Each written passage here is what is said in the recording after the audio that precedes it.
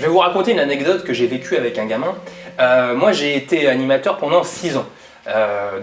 J'ai été animateur en semaine, en centre aussi tous les étés, 6 étés de suite j'étais animateur avec, avec tous les publics. J'ai été animateur avec des handicapés, avec des enfants de foyer, avec des enfants en centre de loisirs, et j'ai été animateur en école, en périscolaire, en temps d'études, enfin tout ça. J'ai fait un peu tout ce qui se fait dans le domaine de l'animation. Un jour, il y a un gamin qui avait souvent tendance, je vais l'appeler Alfred, hein, c'est pas son vrai prénom, mais je l'appelle Alfred. Donc un jour, Alfred qui avait souvent tendance on va dire, à être compliqué à gérer, dans le sens qu'il avait tendance à un petit peu attaquer les autres, à faire des crises de nerfs, à pas obéir, enfin bon, un enfant comme ça qui peut parfois être turbulent, bon, ça arrive tout le temps, c'est pas un problème, mais on sait gérer. Mais ce jour-là, il m'a fait un truc complètement dingue, enfin une crise beaucoup plus forte que les autres, et je vais vous raconter, mais là ce qui est beau dans cette histoire, c'est que la crise, elle a abouti à un solutionnement. Et psychologiquement, c'était assez magnifique ce qui s'est passé. Je vous raconte vite fait l'histoire. Donc Alfred était en train de faire de la trottinette et il se trouve que dans les temps de récré, on a un nombre limité de trottinettes. Donc l'enfant peut faire de la trottinette pendant un certain temps et après il doit passer sa trottinette à un camarade. Ce qui crée souvent des complications parce que l'enfant adore ça et du coup il n'a pas forcément envie de passer à son camarade. Enfin, ça dépend des gosses, mais il y en a qui régulièrement, de façon chronique, n'ont pas envie de partager la trottinette, ils ont envie de faire plus de trottinettes, et du coup, c'est compliqué. Alors des fois, il faut carrément les attraper, parce qu'ils vont très très vite avec les trottinettes, donc ils vont à l'autre bout de la cour, et toi, t'es là, non mais il faut partager la trottinette. Et donc, bon bref. Et avec Alfred, c'était un petit peu souvent ce délire-là, c'était que lui, la trottinette, il veut la garder pendant toute la récré. Donc au bout d'un moment, je vais le voir, je lui dis Alfred, tu as eu ton temps de trottinette, maintenant il faut que tu partages avec les autres. Alors là il me fait non, et puis il se barre. Et alors j'avais d'autres enfants qui étaient derrière moi qui voulaient la trottinette et qui disaient ah, Alfred il veut qu'il nous donne la trottinette. Donc je vais voir, je poursuis, enfin je suis Alfred et je lui dis Alfred est-ce que tu peux donner la trottinette? Et donc une fois, deux fois, trois fois, au bout d'un moment je hausse le ton, je fais Alfred tu donnes la trottinette sinon tu vas dans le bureau.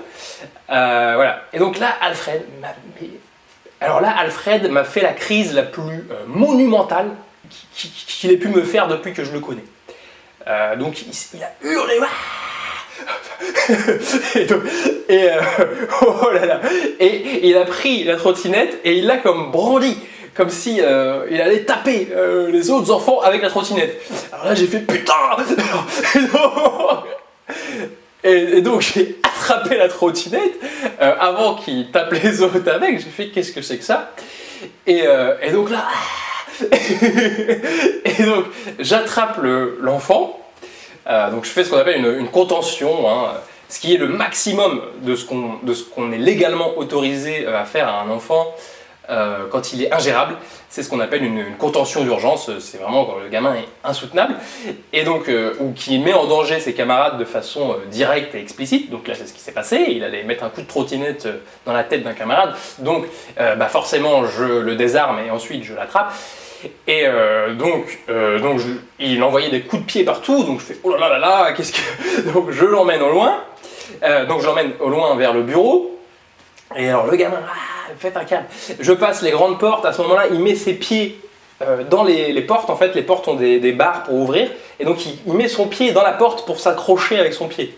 Donc là je suis là, ah. Et donc j'essaye de le démêler, tu vois, donc je démêle sa jambe. Alors c'est un moment extrêmement gênant, parce que si on me voit faire ça à un gamin, on peut se dire, cet animateur, il est maltraitant ou quoi, enfin qu'est-ce qu'il fait à lutter avec un enfant comme ça. Bon, donc j'arrive on va dire, à désarmer la situation. Donc je prends Alfred, je l'emmène vers le bureau. À ce moment-là, Alfred fait un truc qui me rend fou. Il se met à... En fait, je le tiens par le bras, et il se met à lécher ma main, super vite. Et en fait, ça me stresse. Arrête. je supporte pas qu'on fasse ça. Et, et donc en fait, donc là je fais ah, et bon bref, et donc c'est la lutte. Il y a un autre animateur qui arrive et qui fait Alfred, qu'est-ce que tu fais? Et puis je suis là, ah, j'arrive pas à l'emmener, machin. Je lui explique qu'il a voulu taper un autre enfant avec une trottinette. Il me lèche, je voudrais qu'on aille dans le bureau se calmer.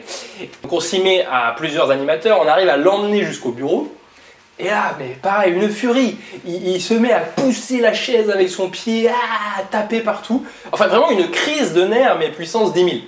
Et alors, évidemment, donc nous, on est en force, donc on essaye de le calmer, mais c'est impossible. Il se met à nous cracher dessus. Alors, putain. Alors là, le truc, et il hurle dans le bureau. Et c'est ingérable. Et donc moi, je suis un petit peu, franchement, je suis un peu à court de ressources, là, je ne sais pas quoi faire. Donc évidemment, je le tiens, déjà on le tient, et j'essaye de le calmer, de lui parler calmement, j'essaye de lui imprimer un calme, j'essaye moi d'être calme pour pas mais ça marche pas du tout. Et donc la situation continue comme ça. Et à un moment donné, il y a une animatrice qui passe et qui le connaît en fait. Elle connaît Alfred parce qu'elle l'a gardé.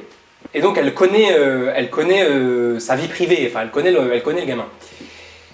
Donc elle essaye de le calmer, elle n'y arrive pas, même si elle essaye d'utiliser un peu des ressorts, des jeux qu'ils ont en commun, ça marche pas. Enfin il est dans un état second de rage totale. Et alors moi je regarde ça un peu con quoi. Dans ces cas-là on se sent très con parce qu'on ne sait pas trop quoi faire. On essaye différents ressorts. La douceur, la grosse voix, la récompense, la punition, il n'y a rien qui marche. Le gamin, il est parti sur sa crise de nerfs. Et donc c'est une véritable situation comme ça.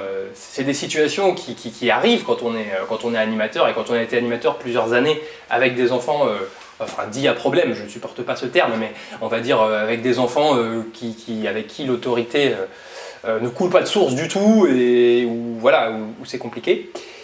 Et donc voilà, je me retrouve dans cette situation-là. Et puis, et à un moment donné, ma collègue, franchement, la scène dont je parle a duré, dans le bureau, à partir du moment où on est dans le bureau, a duré bien 20 bonnes minutes. Et c'est très très long. Hein. Et 20 bonnes minutes de crise intense, où tu sais vraiment pas quoi faire, et où l'enfant, tu peux pas le laisser. Tu peux pas partir et puis lui dire tu vas te calmer, parce qu'il est dans un état où il ravage tout. Donc c'est vraiment des situations complexes. Et donc, humainement, c'est complexe de gérer ça. Et là, ma collègue a une espèce de compréhension comme ça. Elle lui dit Alfred, elle lui sort ça comme ça. Alfred, t'as l'impression que ta mère, elle t'aime pas. Comme ça. Et alors, c'était wow, hyper. Elle lui sort ça comme ça. Et elle lui dit en fait, ta maman, elle est plus là parce qu'elle a changé de travail et tu la vois plus et tu crois que c'est de ta faute et qu'elle t'aime pas. Et alors là, je me rappelle c'était un moment hyper puissant parce qu'en fait, c'était complètement dans l'instant. Et d'un seul coup, ma collègue, elle a sorti ça, quoi. Et parce qu'elle le connaissait. Elle connaissait cet enfant. Et il s'est passé un truc à ce moment-là, mais incroyable. Quand ma collègue lui a dit « T'as l'impression que ta maman ne t'aime pas parce qu'elle a changé de travail et tu penses que c'est ta faute parce qu'elle veut plus te voir », en gros, c'est ce que ma collègue, je me souviens plus des mots exacts, mais en gros, je me souviens surtout de « T'as l'impression que ta maman ne t'aime pas » et cette histoire que la maman est partie, et voilà. Et waouh, le gamin, il a changé d'énergie en une seconde. Et il s'est mis à pleurer, mais à pleurer. Il est tombé en larmes, mais vraiment, et toute la violence a disparu en une seconde.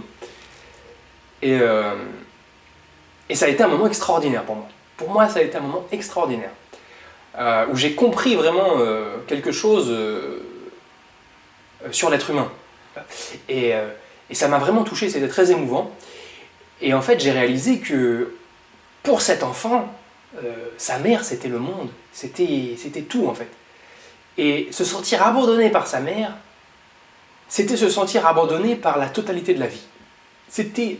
Et ça générait une colère, une rage insoutenable, une tension dans l'être qui est juste pas gérable. Et c'était super émouvant parce que ça m'a aidé à pardonner aux êtres humains quelque part. Cette petite scène, elle m'a donné une vision très très claire de comment un sentiment d'abandon, un trauma peut générer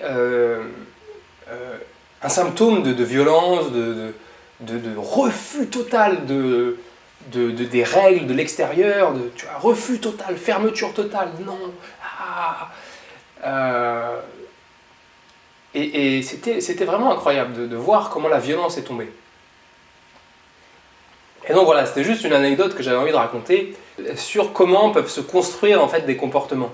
Et c'est super intéressant, et c'est rare et super intéressant dans une même séquence de vie, avoir à la fois la condition et la cause. C'est-à-dire que dans cet petit exemple avec Alfred et les trottinettes, là, j'avais à la fois le symptôme, c'est-à-dire un refus total de l'adulte, un refus même de l'extérieur presque, tu vois, et une colère, une rage insoutenable, et la cause, un sentiment d'abandon qui n'est pas nommé, et une blessure en fait qui est tellement grande, qui est tellement existentielle. Être abandonné par sa mère, c'est être abandonné par le cosmos. C'est être abandonné par toute la vie. Et c'est insoutenable. Pour un bébé, pour un enfant, c'est insoutenable. C'est une souffrance insoutenable. Et c'est une souffrance qui est à la hauteur de la colère et du refus qu'il a démontré. C'est-à-dire qu'il était dans un état de refus, de colère, mais total. Et en fait, sa souffrance, elle est aussi grande que sa colère et son refus. Et en fait, dans cette scène de vie, moi, j'ai réalisé ça.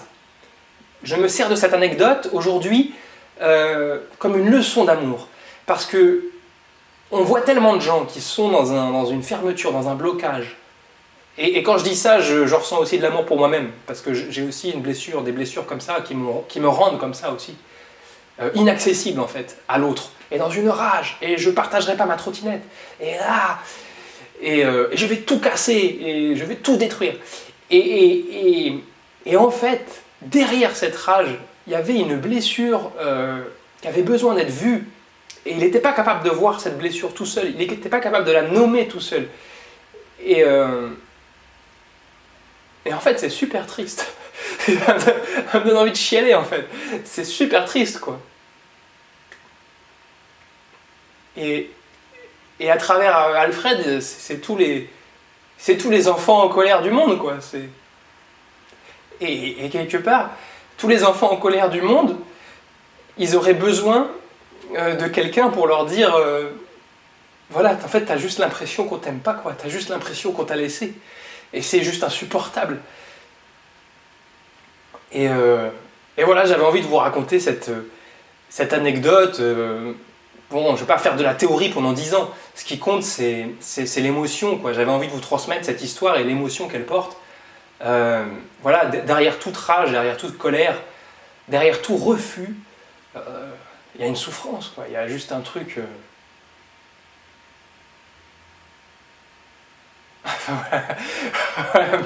Voilà, bon, ça me fait un peu chialer. Bon, bah voilà, c'était mon cadeau de la journée. Je vous offre cette petite larmichette. Allez, bonne journée.